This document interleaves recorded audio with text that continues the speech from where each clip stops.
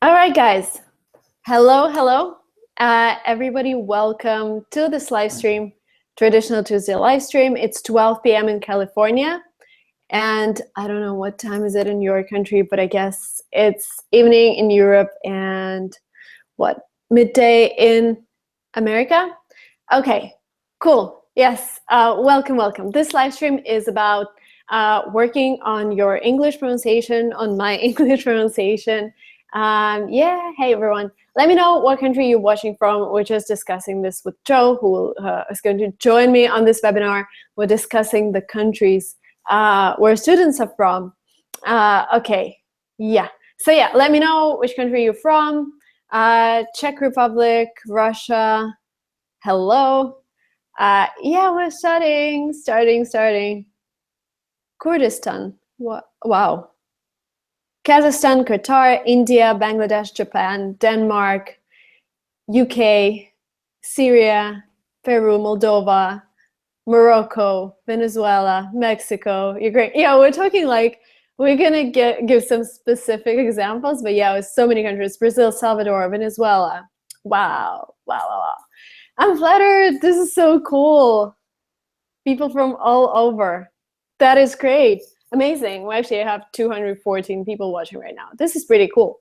Okay, yeah, so the way we're going to structure this is Joe is going to go through various sounds that are very particular for the English language, and we're going to talk about pronouncing them.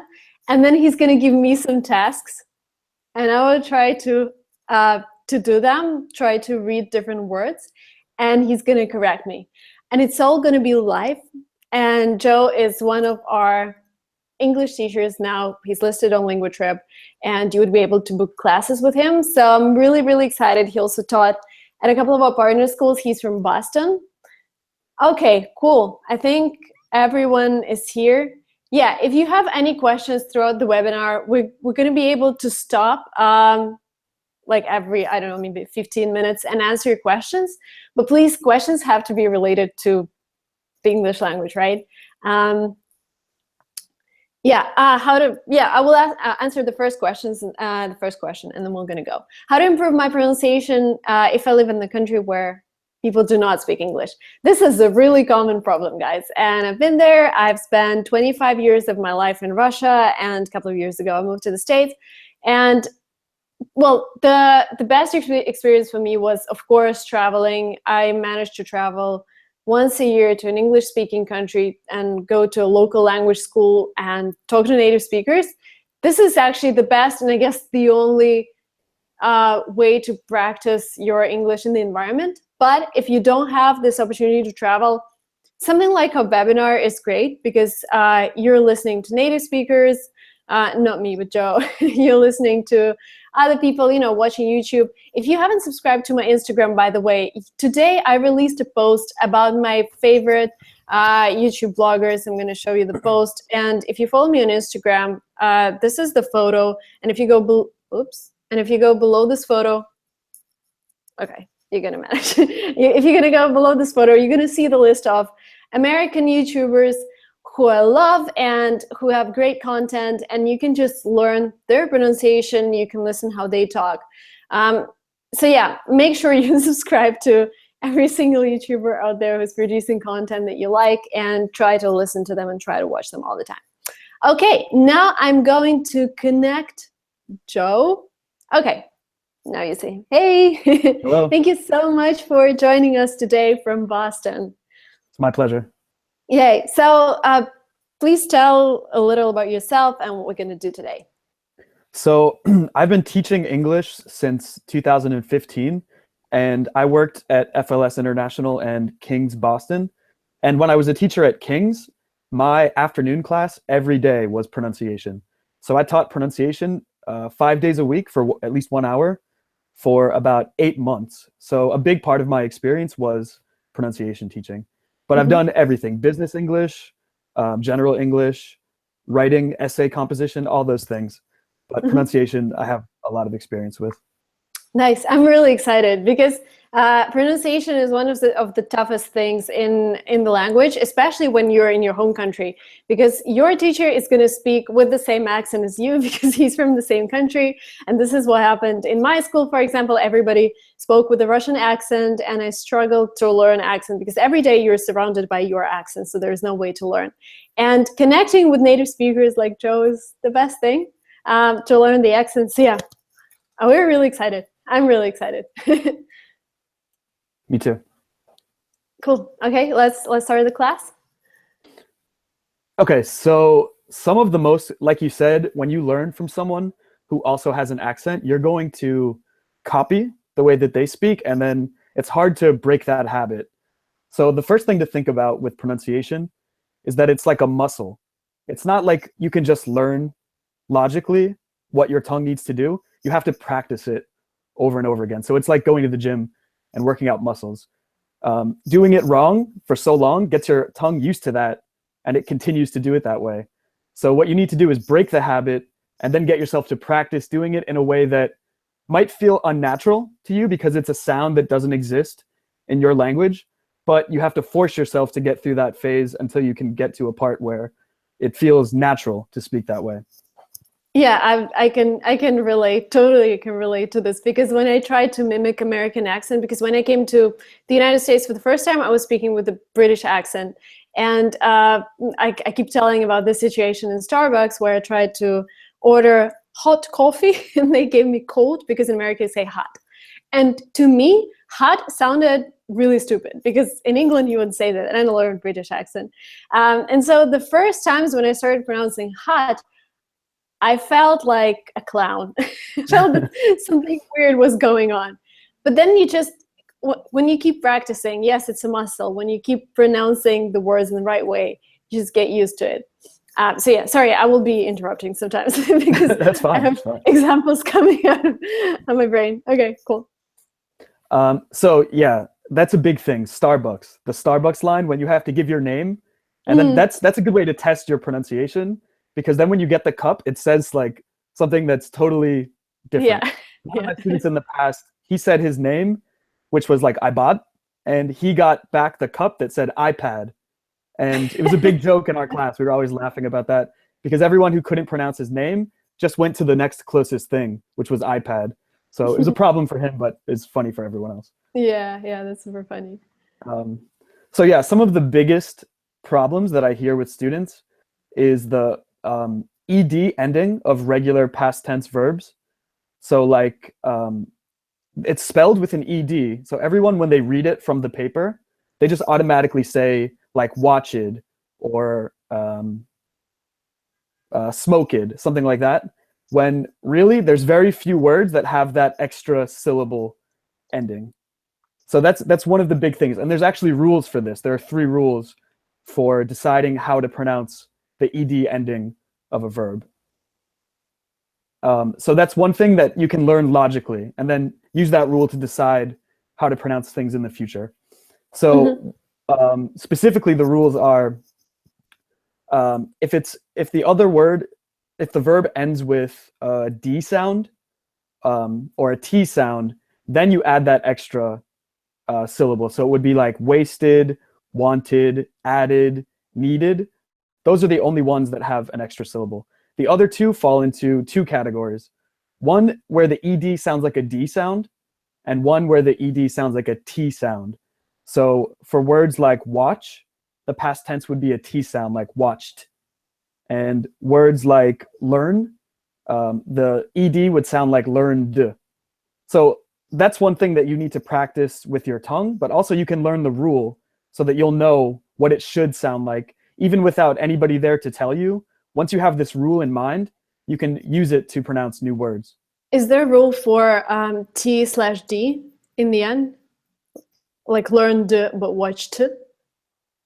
Yeah, so it would be pronounced like a D if the sound right before the end, the last sound of the word, has watched. If it has you have to vibrate your vocal cords. We call this a voiced sound.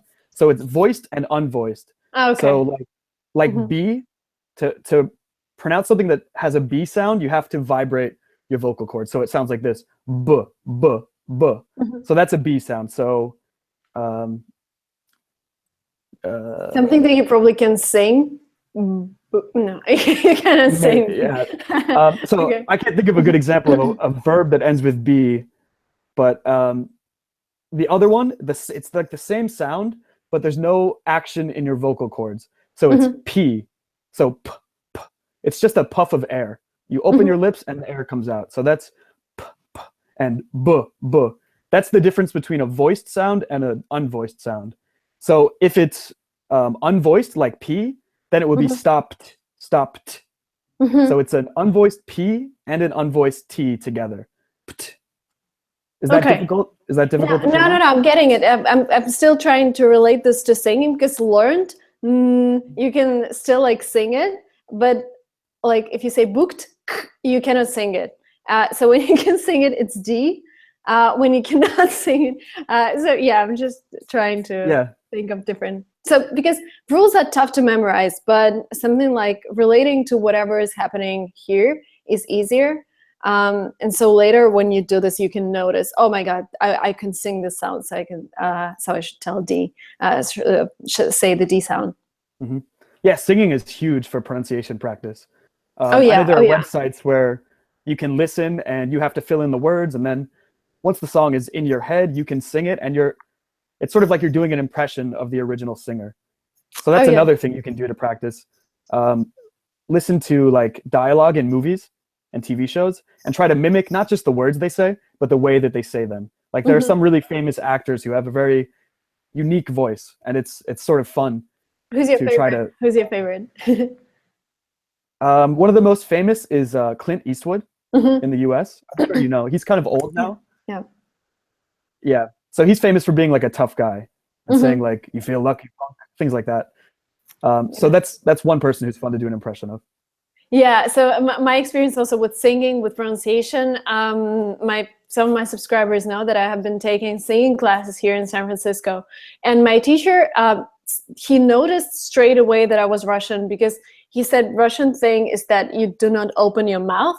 And this really changes the way I sing. He says your mouth is always closed. And this is a problem that is an Eastern European problem. And he said you have to look at Italians, how they sing, because Italians sing with their mouth open, and it's easier for them to mimic the American accent. So he said, like, no, open your mouth and don't shut it at all. Just sing ah, and get used to your jaw being really low. So yeah, when you sing in English, try to, like, even, I don't know, listening to Britney Spears, she says words in different ways when she sings because she opens her mouth so wide. So yeah, this is a great practice. Yeah, so most of the things that you would use for singing practice also apply to pronunciation. So basically it's like breaking those habits where you always speak with your mouth a little bit more closed. You have to like do something that feels unnatural at first to overcome that. Yeah. And one of the other things, now this is not for every language, but a lot of Latin-based languages, so like Spanish, French, Portuguese, and Italian, they have this problem with phantom vowels, because for them, almost all the words in their language begin and end with vowels, but in English, that's not the case. So like Spain, the name of the country, Spain, students from that country and many others could say like España, España, España, something like that. But in the spelling in English, there's no vowel there. So that's something you have to work on, getting yourself to stop doing these phantom vowels. So that's like a listening and repeating kind of thing. Yeah, I also noticed in Italians, because I also study Italian, so I communicate with Italians a lot. They also try to avoid saying the consonant in the beginning of the word, so they would say hotel instead of hotel. Like they would just drop the first letter. Yeah, and H is silent in a lot of languages, and even in some English words. And in Italian, I think it's silent. Yeah. So that's another thing, is not pronouncing English the same way that you would pronounce your language, especially when it's like we share the same word, it's spelled the same, but the pronunciation is totally different. So that's the thing, you have to sort of break your old habits So you see a word that's spelled like something you recognize and you say, oh, that'll be easy. But then when you pronounce it, a native speaker is like, what? I don't understand, something like that. Yeah. And so one of the other things is the TH sound. Oh, So yeah. some languages totally just don't have Yeah. this sound at all. I can relate. Yeah. And even if you get used to it a little bit, there's another curveball that English throws at you, that there's two different TH sounds. So like I said before with the voiced and unvoiced thing, so there's one that's just air coming out, and the other is v, with some vibration of your vocal cords. So there's two different ones, and we sort of have to teach people which words go this way and which words are voiced and which are unvoiced. Mm-hmm. And I remembered our school back in Russia, when they taught us, we just had to sit for like 5 minutes and say the, so we could notice the difference here. Again, the sound, you can sing it. It's the sound, you're stuck. You cannot sing it. So that's, for me, again, that's the difference. Yeah, so that kind of memorization, I know like a lot of people think it's an old-fashioned way of teaching, but it's actually really useful for pronunciation because, like I said before, it's a muscle memory thing. So you really have to just do the action over and over again. And so that's one of the reasons that pronunciation class is really fun, actually. So when it's a group class, you have maybe 10 people who are like adults in their 20s who are very serious about studying, but for about 45 minutes in class, everyone is just making strange noises and practicing tongue movements. And so it's a really funny class. It puts everyone kind of in a more relaxed setting, but then we try to get that muscle memory practice in. So it seems fun, like we're all just making noises, but actually we're doing it over and over again, and the teacher's telling you like it sounds better or it doesn't sound better, what you need to do with your tongue to change the sound that's coming out. Yeah, and the best way, again, why we need to think about all of the rules, because this is the only way you can later notice your mistakes. Because the only way you can learn that is not just by sitting in class every day. Class is for you to realize what things you have to notice, but then you go in and practice, and this is when you have to mark every time you make a mistake and mark it in your head, like, oh, I said that wrong. And there's no need to correct yourself straight away, but then the next time you're saying the same thing, you're like, oh, last time I made a mistake, this time I'm going to say it correctly. Mm-hmm. Yeah, so a lot of pronunciation, they say like the teacher can open the door, but you must walk through it. So there's a lot of things that we could teach you, but you still need to practice a lot. So it's like playing a sport or playing music like that. It takes a lot of practice on your own. But talk to yourself. Teacher, If you don't have a partner, you know, I talk to myself all the time. I imagine that I have somebody who I'm explaining something about, I don't know, my life, my business, and I just talk to imaginary people. I asked my mom once, I was like, do you think it's okay that I talk to myself all the time? She said, if you're talking to yourself, it's fine. But if you're talking to an imaginary person, we have to see a doctor. Like, I'm talking to imaginary people all the time. But I think this is the best practice. Or imagine that you are a part of your favorite TV show. I don't know. I imagine that I'm this character and I'm talking to another character. And I was trying to mimic their accent as well. This is something really useful. Again, if you don't have a partner, imagine this partner and start talking when no one is home, when you're alone, because practice, practice, and practice. Practice makes perfect, and it's really important when you're practicing your accent. Mm-hmm. Yeah, so that's definitely a good way, but if you feel like that's too strange, there are some other ways also to, of course. to get something close to a real person without actually knowing someone who's a native speaker. One thing is that there are certain companies that everyone uses in different countries, like Amazon and things like that. And so if you had a problem with this company, you would call your country's like special customer service number, and you would speak in your language so that it would be easier for you. But you could try to start calling call centers like that in English. And that's one big way to test your pronunciation, because these people, they're not teachers or anything like that. They're going to just say, I don't understand you, I'm sorry, and like end the conversation. So it's kind of trial by fire. It's tough. It's tough. So I know students at schools that I've worked at in the past, would like be on the phone with customer service and just give up and come to me and say like, can you tell this person what I need? Yeah, so it can be really frustrating, but if you're at a pretty high level, but pronunciation is one of the last things you need to work on, that's one way you can get a real person on the other end.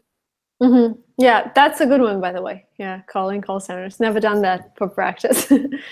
Try calling Comcast. Comcast is the internet provider here, and the last time I was on the phone with them, it took me like 1 hour to figure out the problem, even without having problems with understanding. So Comcast.com, customer service. Yeah, Comcast is really frustrating even for native speakers. So it might be okay to do it for practice, but I don't want to have to do that myself. Yeah. So another one is that there are websites where you can get like a language exchange partner. So they want to learn your language and you want to learn theirs. So you just spend like 2 hours talking, 1 hour in your language and then 1 hour in theirs, so that you both get a little bit of practice. So you can learn grammar that way too, but if you're at a high level in grammar, you can just start focusing on pronunciation. Yeah, I feel these services are like, if you are in the middle, you will talk to guys who would not really correct you because they're not teachers. So I would say if you're like intermediate, I would still talk to a teacher. So like book a Skype class.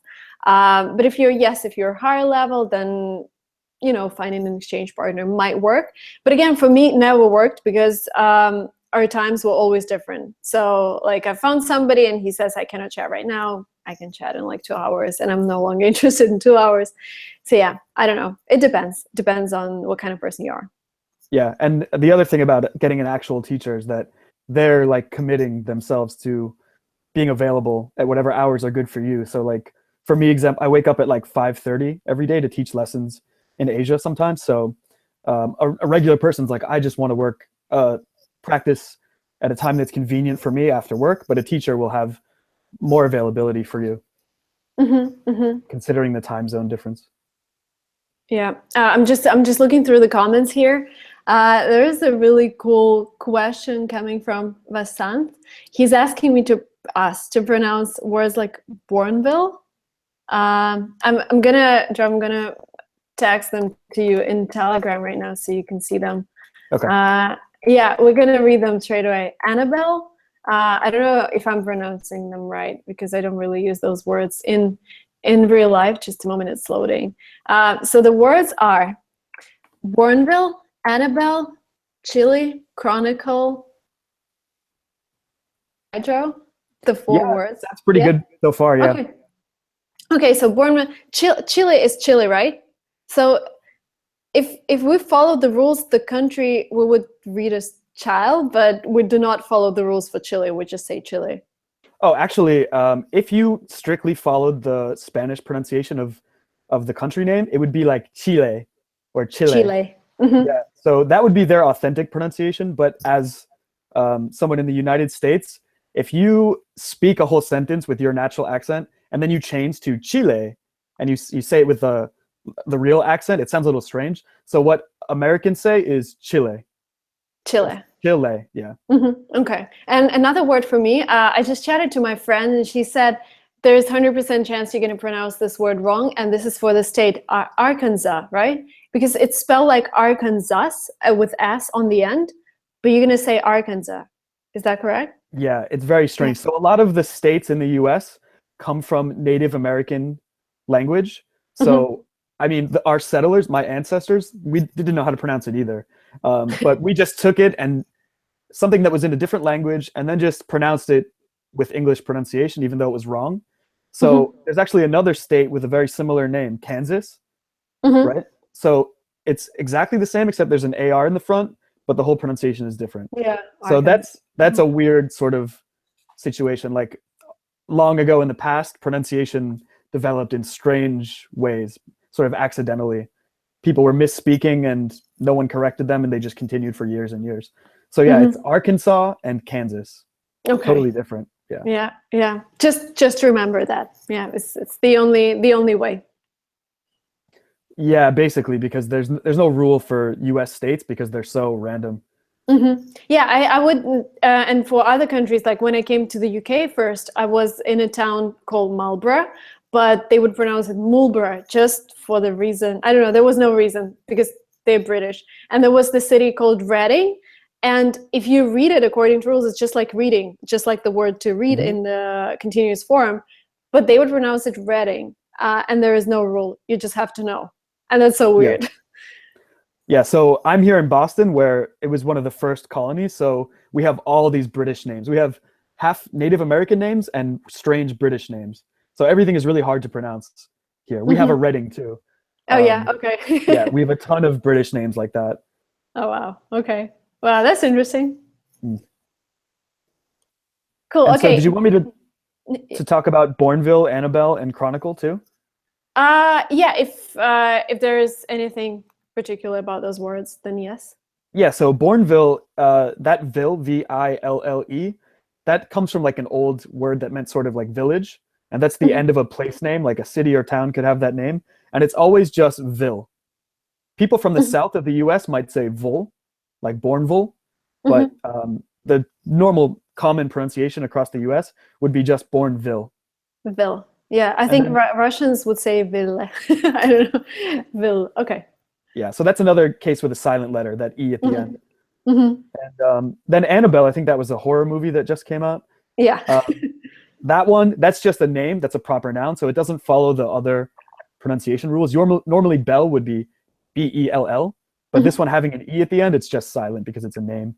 And what about, oh yeah, let's finish that one. And I have another very interesting word. Yeah. And so the last one was chronicle. And this one is totally different. It's like the same kind of ending as comfortable or vegetable. So it's like A-B-L-E or I-C-L-E, or like icicle, popsicle. It has an E on the end, but that E only tells you that it changes the pronunciation of the words, the letters before that. So it doesn't actually have any value in its own. It's like the difference between M-A-N, which would be man, right? Oh, okay. Sorry. So M-A-N would be man, but if I add an E, so it's M-A-N-E, now it's mane, like a lion's mane. So sometimes E comes at the end of a word just to change the pronunciation of previous letters. It doesn't have any value. Okay. Yeah, and the last one would be literally. People ask to pronounce it all the time. Literally, is that correct? It sounds a little bit British, but it's correct, yeah. What is the American way? Literally. Oh, literally. Okay. Yeah. Yeah, that's the thing, right? I keep saying salmon instead of salmon. And oh yeah, that's another big silent British letter. American. Okay. Literally. Okay. But come again with the literally. Oh, the literally. Literally. So the difference that I hear is that when you say it, it's literally. You have 3 syllables. Literally. Yeah. When I say it, it's 4. Literally. Yeah, there is another. Yeah, literally. Okay, we're learning American here. Okay. Yeah, and some people ask, what is the whole point of learning the American accent? I would say there are different cases. There are cases when you don't need to lose your native accent just because you want to be different. In my case, I have to do a lot of fundraising for a company. Well, I had to do a lot of fundraising a couple of years ago. And what I've noticed is that I'm an international founder in the Silicon Valley, and there is not a lot of trust for my company because I come from a different country and people do not know me. I don't have American education, blah, blah, blah. And when I start speaking with a weird accent, there is even less trust. And I have to ask, and I'm asking people for like hundreds of thousands of dollars, and why should they give this money to me if I feel really distant, if they don't really get what I'm saying? That's why I think for me, and for all of the founders out here in the Silicon Valley, I feel that this is a huge problem because you need to establish this trust and you need to show local investors that you're local as well, that you're the same culture, that you're not going to run away with their money, that you're going to grow your company. This is number one thing for me, so why I started learning American accent. Second thing, I know many people want to work in entertainment industry, and there are so many people who call me and say, hey, I want to be an actor. The only way you can be a successful actor in the States is to have the American accent, because otherwise, if you come with your local accent, all of the roles that you're gonna get will be limited to, you know, playing immigrant from your country. This is thing number 2. And thing number 3, again, just being, I feel that it's important to feel like a local when you live in the country. And when you have a different accent, I don't know, well, America is very international. Many people have different accents, but when the accent is too strong, when it makes, when it creates difficulties when you talk to other people, that might be a little, you know, weird. But let me know in the comments, why would you learn an accent, or why you wouldn't learn an accent. That is also interesting. What do you have anything to add, Joe? Yeah, it is. It's kind of unfortunate that people judge you negatively if they hear an accent, but it is true. Like in the industry that I work in, it's really normal for people to have many different accents, but in other industries, they're just not used to that. So they would be comparing you with someone that speaks exactly the way they do, and it's perfectly clear what they're saying all the time, with someone who even if they only had a little bit of trouble understanding you, that's still sort of like a negative mark on your application. So yeah, it's unfortunate, but it is the reality of the job. Yeah, it's about trust. It's about feeling that you are similar, you're from the same background, even if you're not.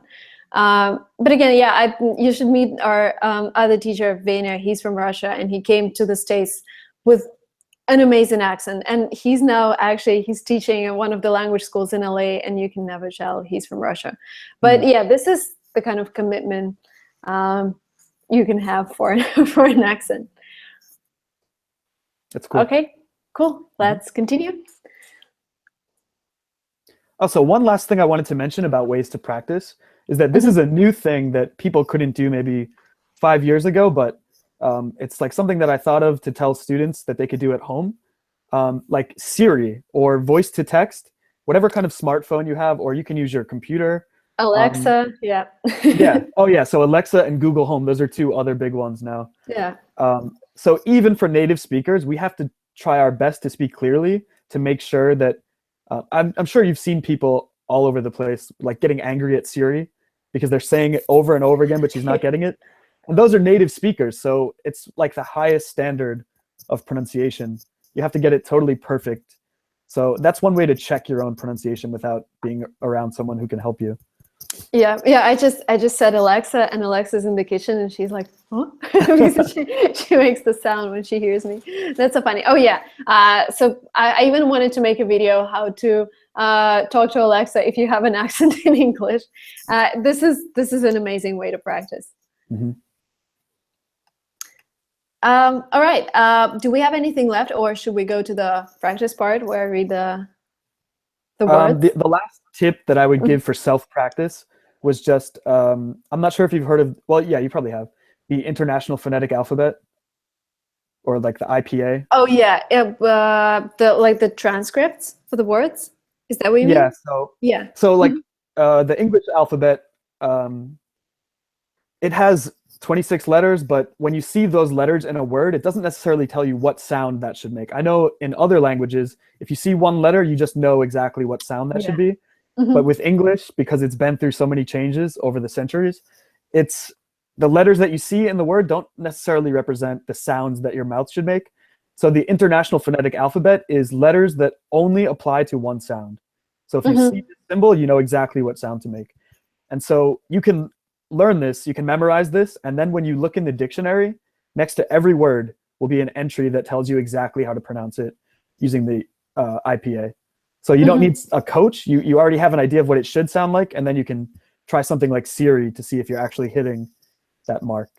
Yeah, and I also feel that Google Translate does a great job, because if you type in the word in Google, you can press the audio button and they're going to pronounce it for you. So you can compare yourself as well. Yeah, that's really helpful too. But if you were stuck with just a paper dictionary, then you would be able to use that. Yeah. But when I teach my own classes, I don't expect the students to memorize this whole new alphabet, which actually has more symbols, maybe just a few more symbols than the English alphabet. Instead, I just type things out in a way that's like intuitive. It's just using basic sounds that you already know how to pronounce. I break up bigger words into smaller words that are easier to pronounce. Yeah, that's clever. Cool. So that's about it for my tips for self-practice. Yeah, yeah, people are asking who's Alexa. Alexa is this digital home assistant. It's this black thing.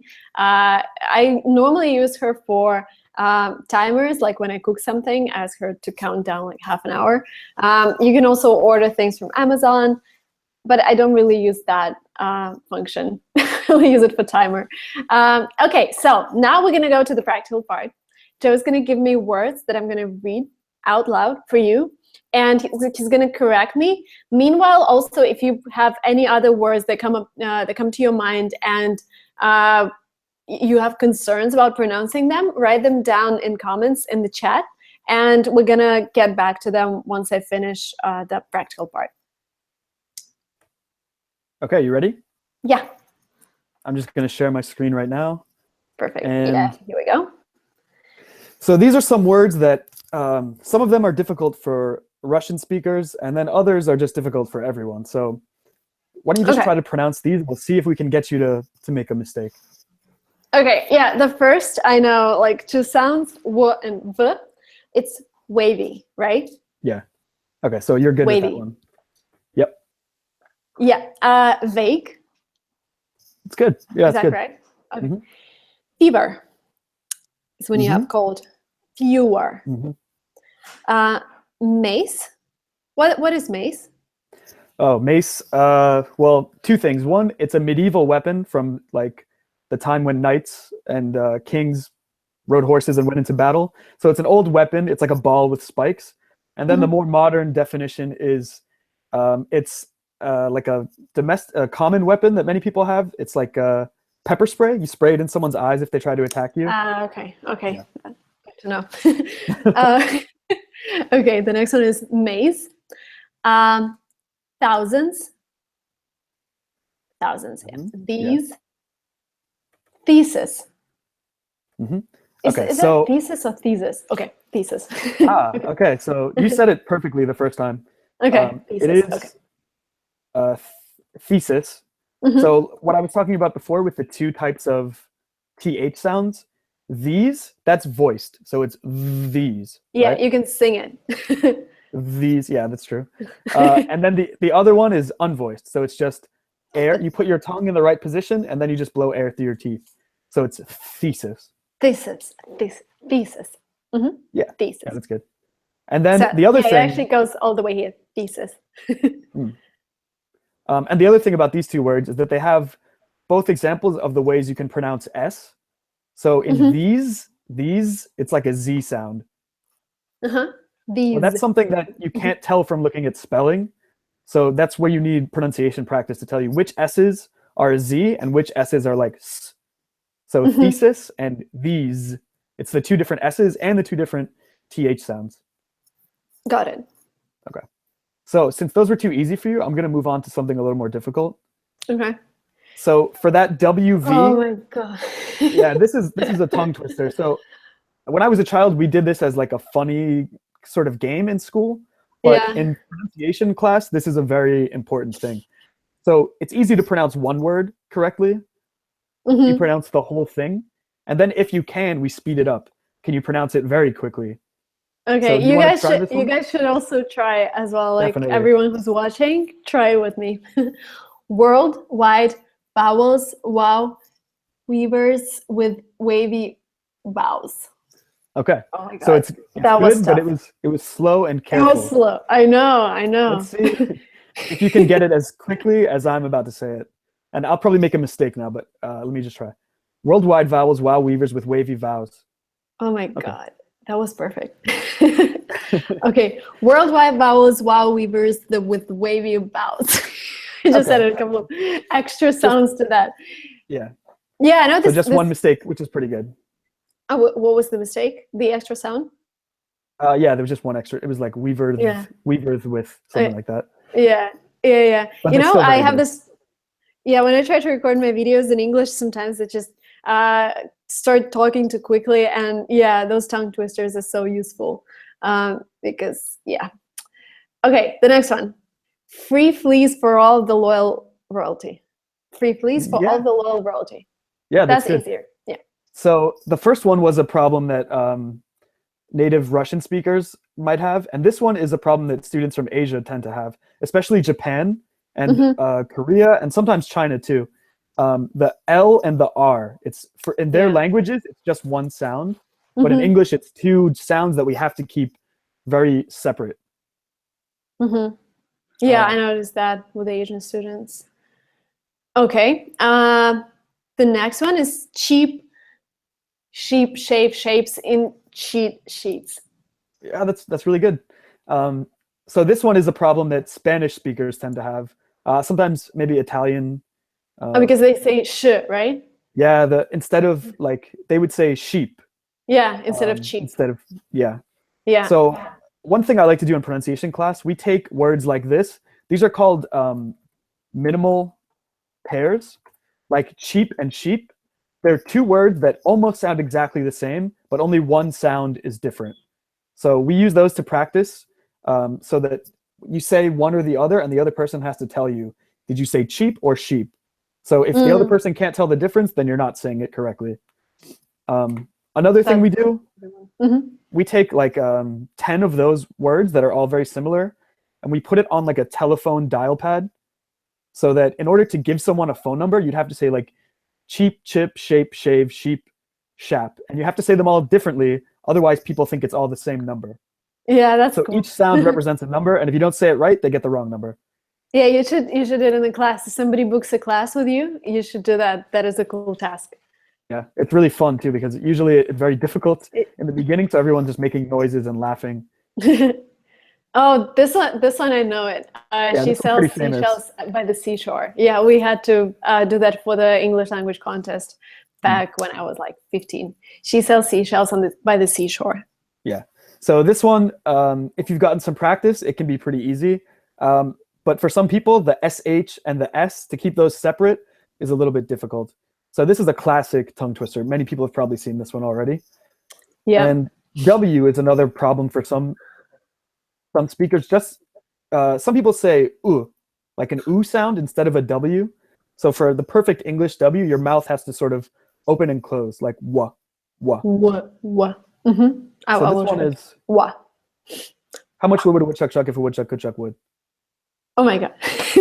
How much would a woodchuck chuck if a woodchuck could chuck wood? Oh my god. Okay. Yeah. So this one, it's just really hard to say consonants that close together. And then some people have a problem with wood. So there's a question and an answer. So it goes, how much wood would a woodchuck chuck if a woodchuck could chuck wood? A woodchuck would chuck as much wood as a woodchuck could if a woodchuck could chuck wood. Wow. So as you can see, I get a lot of so good. Yeah. Yeah. And this is the last one. And this is a way to practice what we call reduction, where the space between the ending of one word and the beginning of a new one, if it has a sort of soft sound like H, then we just kind of drop the H. So in the very end of this one, these last two words should rhyme with the other parts. So it's fuzzy wuzzy, and this should also sound like wuzzy. Oh, wuzzy. Yeah, so... Oh, yeah. And this is a common rule, right? When you say wuzzy, you don't pronounce he. You don't pronounce H. Okay. Yep. Fuzzy wuzzy was a bear. Fuzzy wuzzy had no hair. Fuzzy wuzzy wasn't very fuzzy wuzzy. Yeah. Oh, wow. Okay.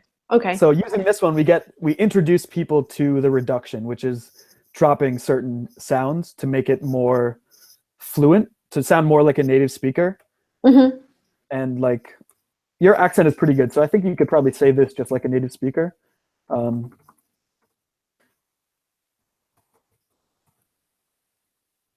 you familiar with the East Coast accents like New York and Boston?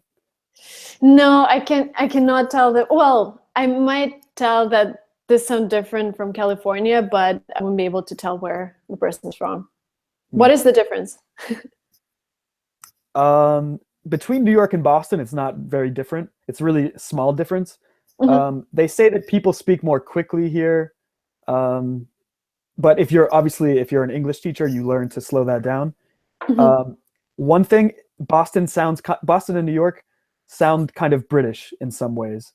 So one example, yeah. So if something ends with er, they just say and most things with r sound, water. Water. Oh, you say water? Oh, water. Okay. I mean, the way I really say it is water. Okay. Well, But what that's people in Boston say? water. Water. Water. Water. Okay, And like because yeah, this is the funniest word, because when I came to the UK this year with kind of American accent, this water was so funny to me. It sounded so weird because in Yeah. California we say water. So that's a big difference Really between the different. British and American accent, is that that T in the middle of many words, they pronounce it like a T, but we don't. We pronounce it like a D. D, right? So like instead of butter, we say butter. Butter. But of course, if a student pronounces it this way, I'm not going to point that out as an issue, because of course it's your choice if you want to have an American accent or a British accent, depending on where you're going to work or study. That's sort of your choice. But if you wanted to change that, I could work with that. But of course, it's not wrong. It's just different. Yeah, I also feel that, like, when you take TOEFL exam, for example, which is an American exam, there is no rule that you have to show some particular accent. You just have to be consistent. But at the same time, I know that TOEFL is organized by an American organization, and the people who are checking this exam, who are listening to whatever you're saying in your speaking part, they're probably American. And if you have an American accent, it will be easier for them to understand. So there is a better chance you're gonna score more on this part. That's why I really started training my American accent for the TOEFL exam, because I knew it's different. On the other hand, IELTS is a British exam. So if you're taking IELTS, then British accent would be a better fit. So if you're in the middle, if you still have like your own local accent, local to your country, and you're choosing, then you need to decide what country you're going to go to. Because I feel that, well, in Europe and European countries, people still speak with British accent. They try to learn British accent. But here in America, Canada, it's all American. South America is probably more American than British, right? Yeah, definitely. Okay, cool. What's next there? Or we could go to questions if you. Oh, do you want to get a cup of coffee? Yeah. So this is a reduction practice. So can you say that one more time in the way you think a native speaker would say it? Do you want to get a cup of coffee? Yeah. So that's pretty good. Yeah. If we wanted to say it with this East Coast accent that I was talking about before, it would be like this. Oh, you're tapping. Do you want to get a cuppa? Do you want to get a cup of coffee? Can you say it? Do you want to get a cup of coffee? Do you want to Another tongue twister. Do you want to get a cup of coffee? So instead of do, we just drop the O and merge it with the Y. So it's dia. And then want. I know you see this all the time, like want to, have to, got to, could have, should have. Those contractions. Always becomes coulda, woulda, shoulda, wanna, gotta, getta. So all of those, we American native speakers will do that all the time. So one part of pronunciation practice is getting yourself to make the right sounds and know what native speakers will say, so that when you hear it, you recognize it as not some new word that sounds like Juana, but do you want to? Yeah, so and then you have to do it backwards, sort of. Yeah. Because when you say, do you want to get a cup of coffee, that might sound a little too formal, maybe, right? When you're talking to friends, you want to be more relaxed. But when you're delivering a TEDx speech, then you would not contract that. Yeah, that's true. Cool. Yeah, I wanted to see a couple of questions. If there are any. French is the best language. Okay. I don't speak French.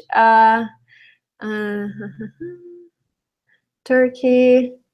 Men sounds like sheep. It's a little different sound. Oh, almond. Oh yeah. So I made this video on my Russian channel because I felt, well, I have my aunt here in San Francisco. She moved here 20 years ago. She barely speaks Russian, and we picked up some words that I'm pronouncing wrong still in American. And almond was one of the words, because again, I learned the British version of it. Can you pronounce almond? Almond.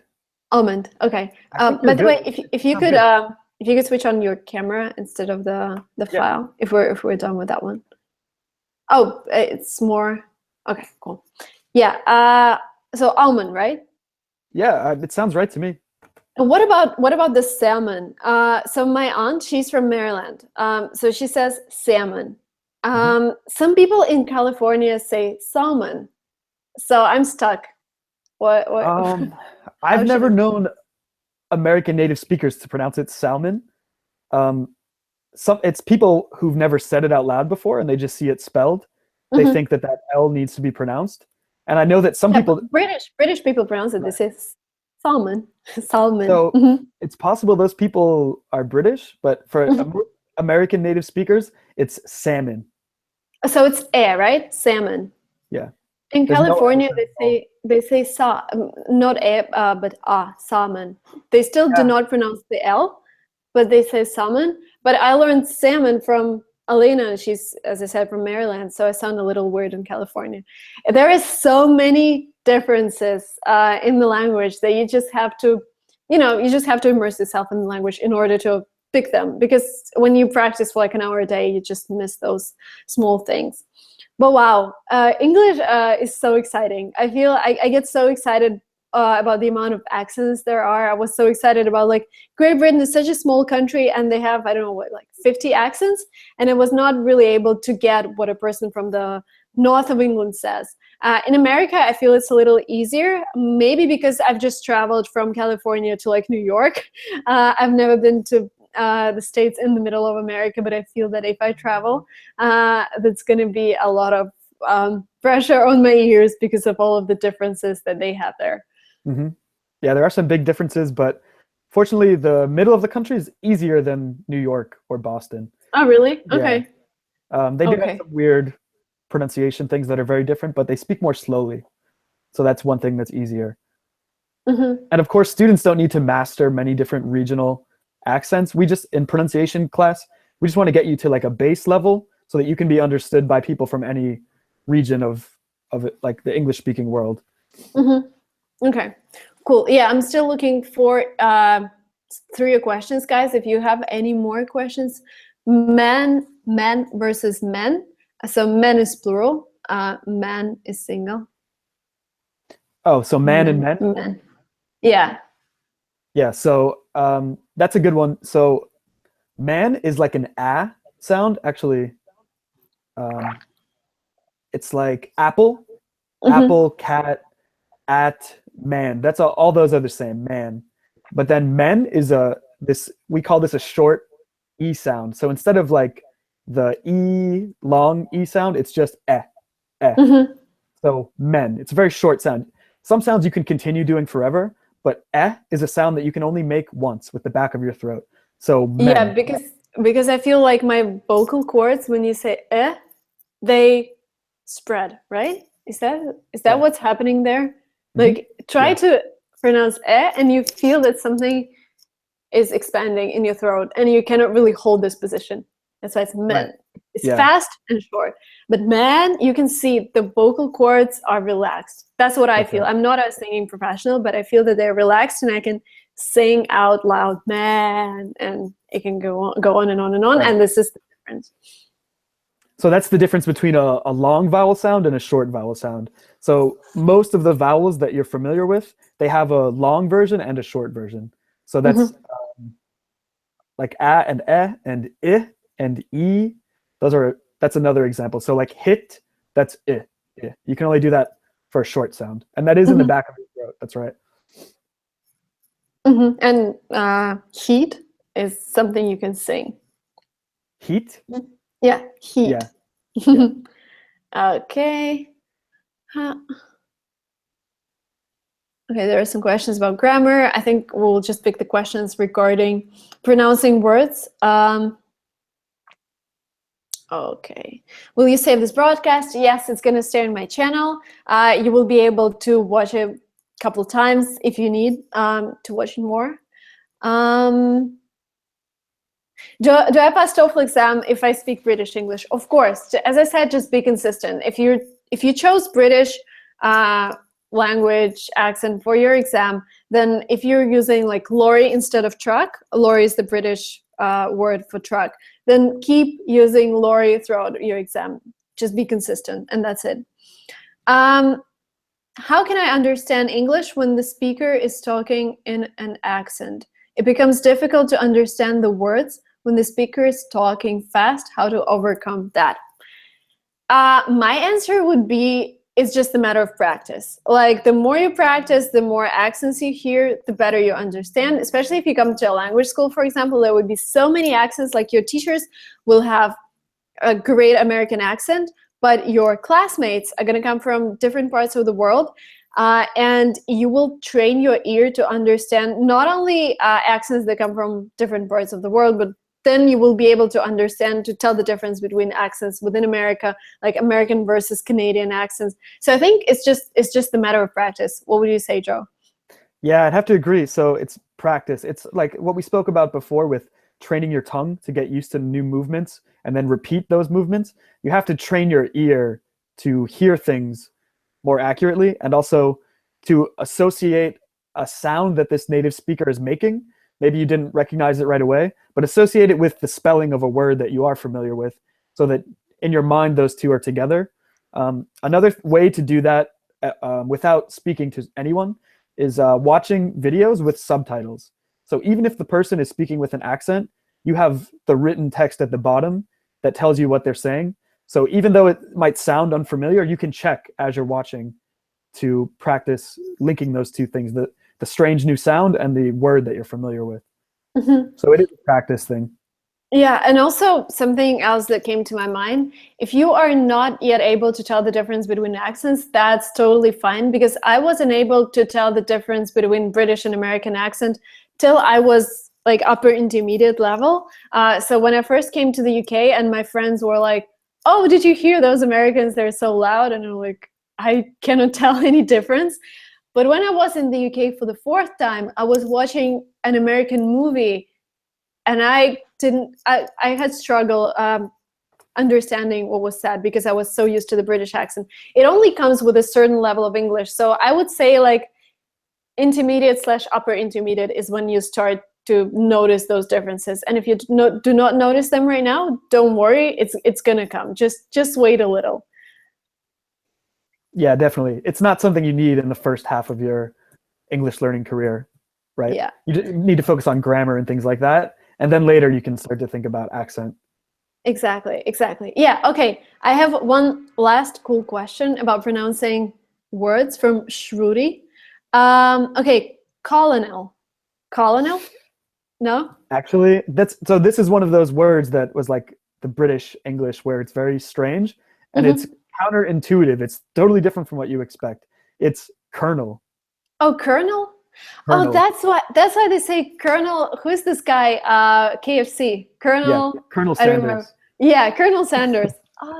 Oh my God, I didn't know that. I have to write that down because I have to make a video about it. Okay. Okay, colonel. Wow, that is so useful. Wow. Okay, the next word from the same comment. I don't really know the meaning. Isthmus. ISTHMUS. It's really hard to pronounce. That's sort of like jargon. Do you know what I mean by jargon? Yeah. Like. Yeah, so I'm not even familiar with the meaning of that word, but let me see what I can find. Oh, so yeah, meanwhile, I can read. Yeah, okay. Oh, you found it? A narrow strip of land with sea on either side. So it's a very specific thing. So the pronunciation is just isthmus.